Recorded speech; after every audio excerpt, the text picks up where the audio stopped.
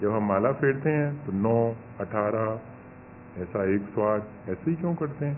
सबसे बड़ी संख्या कौन सी है मालूम? 9। इससे बड़ी बताओ?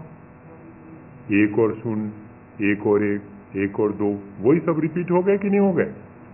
अगर देखा जाए तो हम उस बड़ी संख्या को ही मान करके कम से कम 9 बार नमोकार। एक प्रयोग हुआ जिसमें वो कहते हैं कि अगर ठीक ढंग से 9 बार नमोकार मंत्र जितने समय में पढ़ा जाना चाहिए उतने समय में पढ़ें, तभी कर्मों की निर्जरा शुरू होती, तभी मन में शांति आना शुरू होती।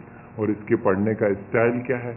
उस तरह पढ़ें, और उसमें जितना एक आर्य छंद पढ़ने में जितना समय लगता है उससे 9 गुने समय में क्योंकि ये जो नमोकार है वो आर्य छंद है। ये नमो अरिहंताणम, नमो सिद्धाणम, नमो आयरीयाणम, नमो वच्छायाणम, नमो लोये सव्वसाहूनम।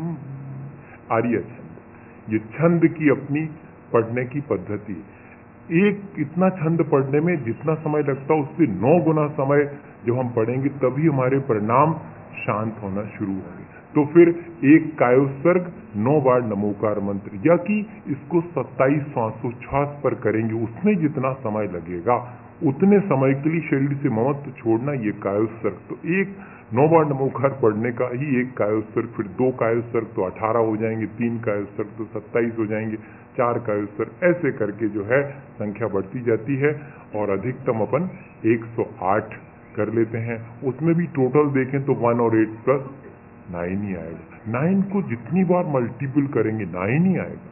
9 + 9 18, 9 × 3 27, 36, 45, 54, फिर 63, 71, 72 है, जैसे बढ़ते जा रहे 81, 90, 99, सब में 9 एटर्नल है। 9 संख्या जो है वो शाश्वत इसीलिए मानी गई कि इसमें इसको कितनी भी बार मल्टीपल। एक व्यक्ति ने तो बहुत अच्छा इसके ध्यान आ गया मुझे कि जीवन में भी ऐसा ही होना चाहिए। जैसे कि किसी के भीतर 9 बुराइयां हैं, 9 वर्ष के हुए तो 18 के हो जाएं तो 1 अच्छाई और 8 बुराई, 27 के हो जाएं तो 2 अच्छाई, 7 बुराई, कम होती चली जानी चाहिए, है ना। फिर एक स्थिति आएगी कि 5, 4, फिर जैसे 54 के हों तो 5 अच्छाई, 4 बुराई, और 81 के हो गए, 90 साल के होने पर तो बुराइयां 0 और गुण ही गुण रहना चाहिए। लेकिन उम्र बढ़ती जाती है तो उल्टा मामला होता चला जाता है। किसी ने ऐसा भी घटाया था मजे का। इसलिए ये 9 संख्या जो है वो बहुत महत्वपूर्ण है।